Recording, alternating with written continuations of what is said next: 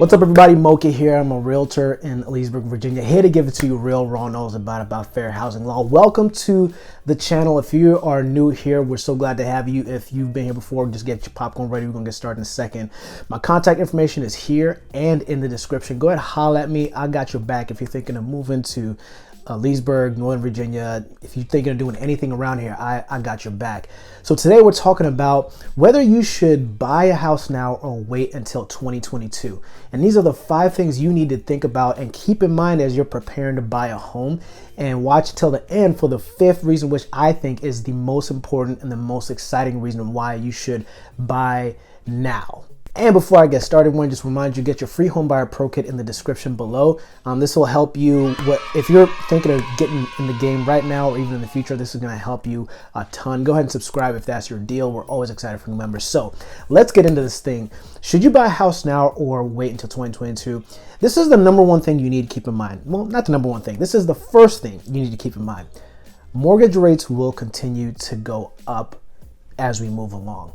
Now, over the last couple years, the government has been going through this process called quantitative easing. Now, I'm a real estate guy, not a finance guy, so talk to an economist about what that is in more detail than I can describe here. But what, in a nutshell, the Fed pumps a bunch of money, decreases into the economy, decreases interest rates in order to stimulate spending, essentially, right? So one of the caveats to that was, one of the effects of that was these record low interest rates, right? So you were able to get 30-year loans on 30-year loans at 2.5%, 2.6%, 2.7%, right? That's unheard of, right? And in fact, this was historically low interest rates. Now, the further removed we are from the quantitative easing, the further removed we are from the Fed's push to stimulate the economy, the higher the interest rates are going to be. Now, it's not gonna get up to like 9% or 10% or anything like that. This is gonna be going back away from the 2s into the 3s and into the 4s. A lot of people say that this, although that's going to be the case, this is going to take a couple of years, 2 to 3 years to get back up to these to the 4s and the 5s.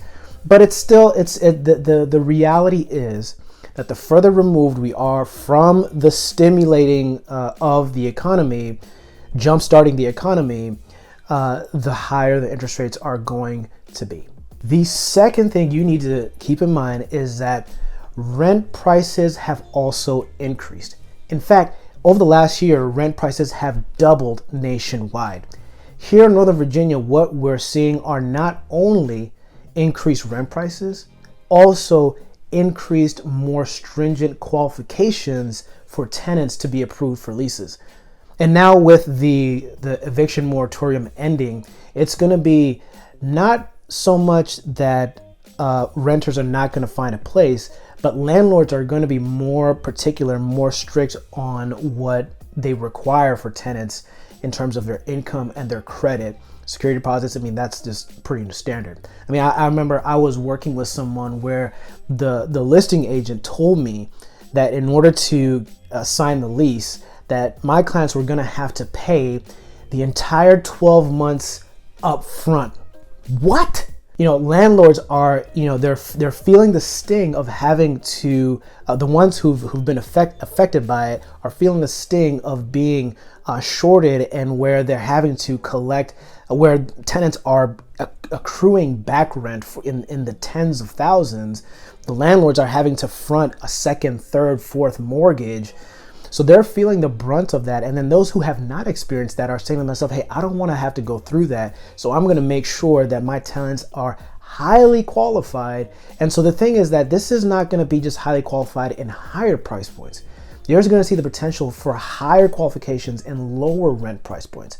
So if you're thinking of whether you want to buy or rent, just recognize that the rent market is not going to be significantly different or easier, quote unquote, than the buying market. The third thing that you got to keep in mind is that every market is different. You hear, these national numbers, about inventory and about interest rates, the average price point.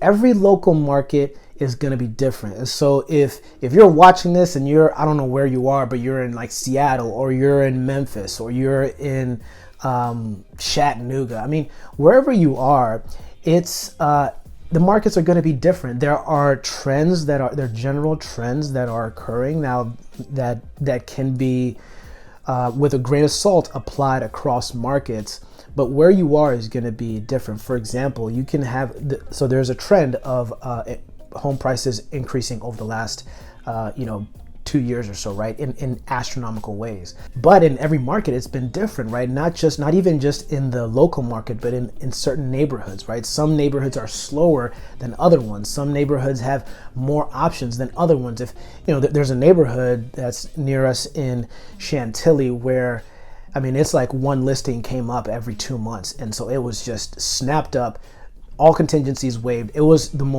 absolutely aggressive all the way through. But then you have other neighborhoods where there are more options. There are more relatively, right, more options available that were coming on a more consistent basis, where it was not as aggressive but still competitive, right? So you see these differences. The real estate markets, ebb and flow at their own pace, even in the midst of general trends in Northern Virginia. So if you're thinking of what you want to do, don't be discouraged by what might be happening in a particular market. It may not be the case in the market or in the neighborhood that you're trying to get into, right? So all that's to say is that you want to do your due diligence and investigate, look into specifically what's happening in the areas that I want to buy, what's happening in the neighborhoods that I'm thinking of, right? So the story might be different, and it might encourage you to see that, hey, it's possible, right? It's not as daunting as perhaps you had thought about. So just recognize that everything's different, and different might be the thing that really gives you that motivation to consider, getting in the game right now. The fourth thing you got to keep in mind is that the market is likely not going to crash in 2022. I'm not a prophet. I'm not a fortune teller. I'm not saying that it's not going to. What I'm saying is that it's likely not gonna happen. There are now the economists, or the people who say that the market is going to crash. One of the things that they talk about is the conditions that created the market crash in 2008. Some of those conditions are present now. They're not saying that the situation is the same, but some of the conditions are happening. One of the differences to 2008 was that there were homes everywhere. It was, homes were like, pancakes at IHOP, right? You just one after the other. Now inventory is really low, but the inventory is increasing. So some people are saying, hey, we got all this inventory, and you've got this eviction and foreclosure moratorium that has just ended. So you have inventory, you've got a crisis in housing that's occurring, and you've got these prices that are ballooning in the double-digit percents in terms of appreciation. So you've got these factors that are happening, but the likelihood of a crash is very small, with lending requirements just much more strict for borrowers. That prevents, they don't want 2008 to happen again, right? Where you can work at a fast food chain and be approved for $1 million mortgage, right? Nobody wants that situation ever again. It affects the banks, and especially the buyers, right? You do not want to take out a loan that you cannot pay back. You are going to be screwed. There's no politically correct way to say it. You're going to be in some deep stuff, right? So the access to money is more strict, even though the money is cheaper, right? With interest rates being low. So crash is likely not going to happen in 2022, even though some of the effects of 2008 might be present now. All right, this is the fifth thing. I promise it's the best one, most exciting one, and here it is. Inventory is already increasing slash home prices are cooling down. This is standard supply and demand. The more supply there is and the demand either remains the same or decreases, the lower the prices of the supply will be affected. With increases in the supply, it's not like a flood, right? And even like I mentioned earlier, local markets are different. So some markets will see increased inventory faster than other markets. But here in Northern Virginia, there is a trend that's already happening where prices are beginning to cool off. I've been talking with listing agents over the past 2 or 3 weeks, and hey, prices are coming down. Price drop number 1, price drop number 2. Along with price drops, what you're seeing with properties that are already on the market is that they are hanging out on the market longer. So they have longer days on market. So this means that the longer a home sits, it suggests that there's something going on with the price, right? If you have a product and you're trying to sell it and you offer it for $1 and nobody buys it for $1, that suggests to you that your product is not, the market value is not $1. Why? Because nobody's buying it. So what you're seeing right now is that with potentially more inventory coming up, and if you in some markets, if this inventory is due to investors who are unable to maintain additional properties, these are going to be rental properties, right? So you'll see maybe more listings come up that were previous rental properties. Maybe they're not as updated, depending on which market you're in. But you have the possibility, at least, you have the possibility of getting in with where you don't have to put crazy contingency waivers or go significantly higher than list price. But again, that depends on the market you're in. Remember, all local markets are different. If you're going somewhere in DC or Arlington, hey, just get ready for, we all know what time it is if you're that close to DC. But if you're further out, maybe it's you're at a price point that's higher, bigger properties that are more further removed in the suburbs or rural suburbs. Maybe you might see some slowdowns, maybe some more negotiation room as a buyer. So you've got that coming up. If you're listing a home or you're selling a home, just recognize that you're probably not going to get away with the farm like sellers have been, over the last couple years. You're still going to have, buyers are still going to be very qualified. They're still going to be strong. Just recognize that what was going on in that crazy time in 2020 for sure, and the beginning first 3 quarters even of 2021 is most likely not going to happen in Q4 going into 2022. So those are 5 things that you got to keep in mind if you're thinking of buying a house now in 2022. Just recognize those 5 things. I personally think that what happens when a transition occurs is in the transitionary period when things are shifting, you actually have a unique opportunity as a buyer to leverage the shifting mindset, particularly for sellers, where you have the ability to negotiate and put an offer in that allows you not to concede unnecessarily and not to bring more money than you need for properties.